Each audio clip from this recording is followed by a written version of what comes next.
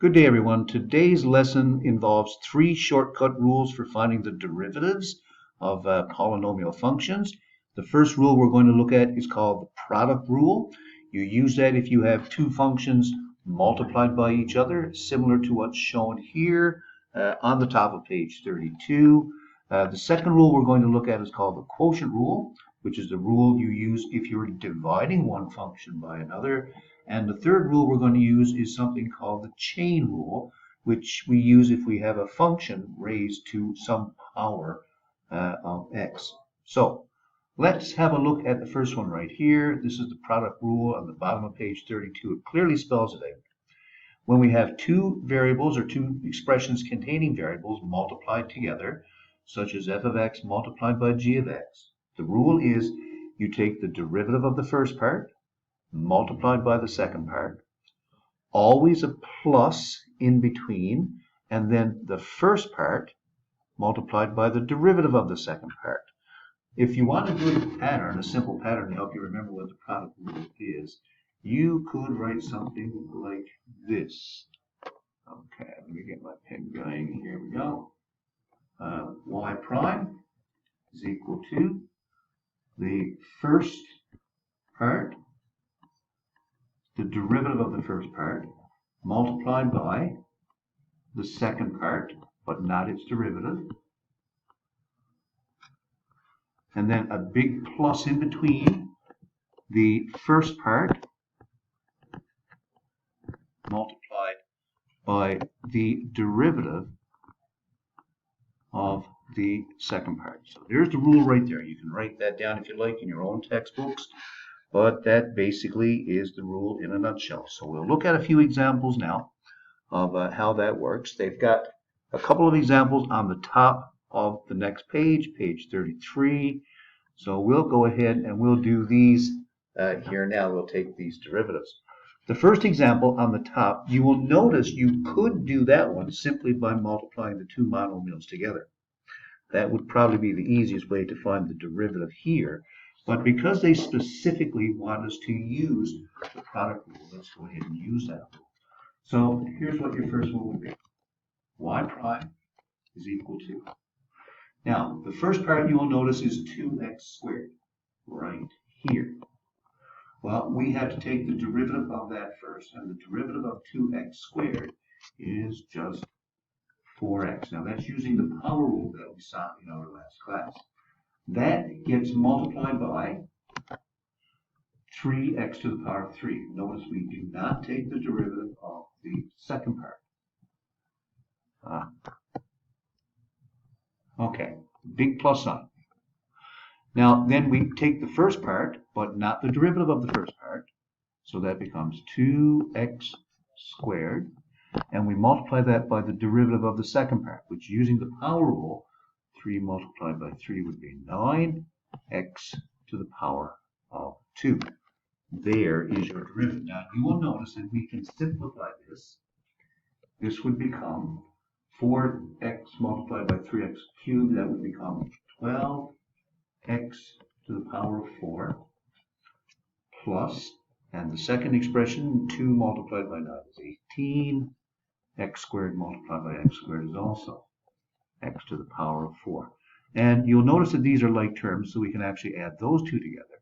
Your derivative will be 30x to the power of 4. And there's your derivative using the product rule. The example down and under that, let's have a look at this one next. Find the derivative of 2x to the power of 3 plus 3x. Think of that as your first piece, multiplied by x to the 4 plus 2x squared minus 6, and that is your second piece. You will notice this example specifically tells you, do not simplify. And that is because sometimes simplifying can be more difficult than finding the derivative to begin with. So let's go ahead and start. I'll go way over here. Y prime is equal to the derivative of the first piece, which is a binomial. You're going to have 2 times 3, which is 6x to the power of 2. And the derivative of 3x is just 3. So there's the derivative of the first piece. I multiply that by the second piece, not the derivative. X to the 4 plus 2x squared take away 6. Now that's the first part of the derivative. But then you have to go plus, and I'll continue on the line down below. And now we'll just write the first part, but not its derivative. 2x to the power of 3 plus 3x, bracket, bracket. And now the derivative of the second part, the derivative of x to the 4 is 4x to the power of 3. And then the derivative of 2x squared is 4x.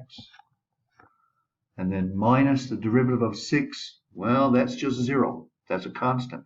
So it's no need to write down minus 0. You can actually leave that part out. And we'll finish up with a closing bracket here. And that's how you use your product rule to take the derivative. Don't simplify that. It would be very, very tedious to multiply all of these out and group your like terms together. Chances are high you'd make an error anyway. So that's a couple of examples. Please try the practice questions in on page 33, also on page 34. Remember that all the detailed full solutions have been posted onto D2L for you. So you can try these exercises and then go look at the solutions to see how you've done. Here's the next rule right here. It's called the quotient rule. And you can see what that looks like. A quotient rule, you have a part in a numerator, and you also have a part in a denominator, and that's why it's called the quotient rule. Down below, here's the rule for it. The derivative of a function on the top divided by a function on the bottom. Now look at it carefully. The top of it actually looks very similar to the product rule. The derivative of the top piece multiplied by the bottom piece. There's a minus in between, not a plus. The top piece multiplied by the derivative of the bottom piece. So like I say, it's very similar to the product rule, but then on the bottom, you have the denominator squared, not the derivative, just g of x squared, whatever's on the bottom. And there's a couple of examples that they have here on page 36. Again, I'm going to quickly get into these. Like I only have 15 minutes for these videos, so I have to rush these very quickly. I'm sorry about that. So what we have here for the first example, and again, this is on the top of page, let me get this straight, the top of page 36. So we have a top piece on the top, we have a bottom piece down below. Your derivative, y prime, is going to equal, now you're going to need a lot of room here. You take the derivative of the top piece first. The derivative of your 3 is 0, so there's no need to write that down. Minus 2x, the derivative of that is only minus 2. So you close that with a bracket.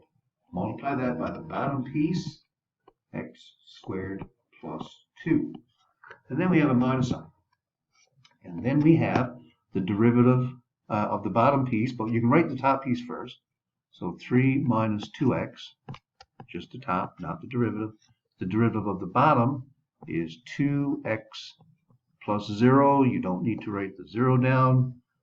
So you just put a closing bracket all over. Now, the denominator you will notice is x squared plus 2. Well, all we need to do is write x squared plus 2, like so, and put a squared, put a squared sign by that bracket.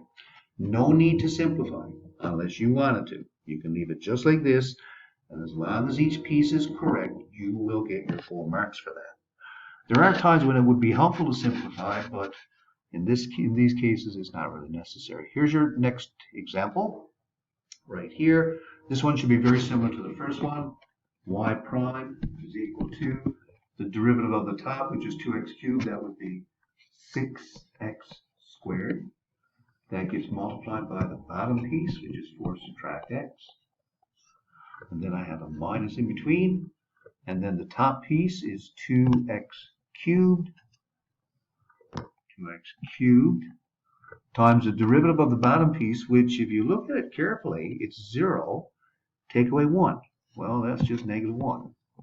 You can leave that as is, divided by, and then on the bottom, 4 subtract x squared. piece gets squared. So there's your derivative of the second piece as well. So look over the other example now that's on the bottom of page 36. You'll notice you have to find the derivative here, yes, but then you're asked to find the slope of the curve at x equals 1. So after you've found the first derivative, after you've worked it out, plug in x equals -1. Whatever number you get back from that, that's your derivative. Make sure you check the solutions on D2L.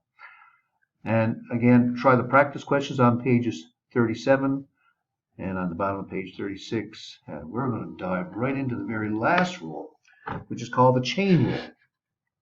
Now, for practically every case that you're going to see involving the chain rule, it will look something like this. You're going to have a function y equals, you'll have some binomial or some trinomial inside of a set of brackets, such as 3x to the 4, I'm just making this up as we go along, plus 2x, something like that, and then it will be raised to a certain power. Now, you're not going to multiply that in 5 times. That would be far too long, although it would work to get the derivative. The chain rule is much, much easier to use in a case like this. So here's the chain rule on the bottom, page 38. If you're taking the derivative of, there's an outside part and an inside part, you take the derivative of the outside part first, and then you multiply it by the derivative of the inside part. So again, a good way to think of that, y prime is equal to the derivative of the outside part, whatever that is, multiplied by the derivative of the inside part. Inside meaning whatever is inside your brackets. So again, let's dive right in. I've only got about 3 minutes of video left. Here's a classic example on the top of page 39. Find the derivative of y equals, and then you'll notice in brackets, x squared plus 4x plus 6. That's your inside part. The outside part is the brackets and the power of 5. So here's what your derivative would be. Y prime is equal to, take the derivative of the outside part first. The 5 comes down in front of whatever's in your brackets. It does not change in your first step. Plus 4x, and then plus 6. And now, of course, you subtract 1 from the power, and you get to the power of 4. But then all of that gets multiplied by the derivative of the inside piece, which in this case would be 2x plus 4. And there's your derivative. Derivative of the outside part, derivative of the inside part. Now, sometimes if you wanted to, it's simple to simplify this out. It's not too difficult. All you'd have to do is multiply the 5 by the binomial 2x plus 4, and that's simple. And leave this piece right here as is. So if you wanted to, you could simplify that into, again, you have to use brackets, 10x plus 20 multiplied by, and then x squared plus 4x plus 6. And that's all to the power of 4. This pen is not really great. We've only got about a minute of video left. You will notice that they have some further examples there. B looks just as easy as the first one.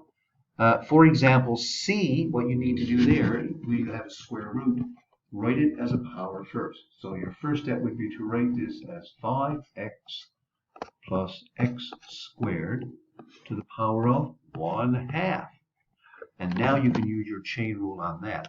So f prime of x would be equal to 1/2 5x plus x squared. You subtract 1 from the 1/2, you get -1/2. And then you multiply that by the derivative of the inside part, which is 5 plus 2x. And you can leave that just as it is. For the D, I have to hurry up. Rewrite this one as opening bracket x squared minus 5 to the power of -4. Write it as an exponent, as so. And now you go ahead and use your chain rule for that. The -4 comes in front, of course. There's your inside piece, the x squared minus 5, and you subtract 1 from the power. Okay, I'm almost out of time. Please try the practice questions on page 40 and 41 as well. Note that you can find the solutions on D2L. Look them over carefully, and have a great day, everyone. I'll see you again in tomorrow's lesson. Thank you.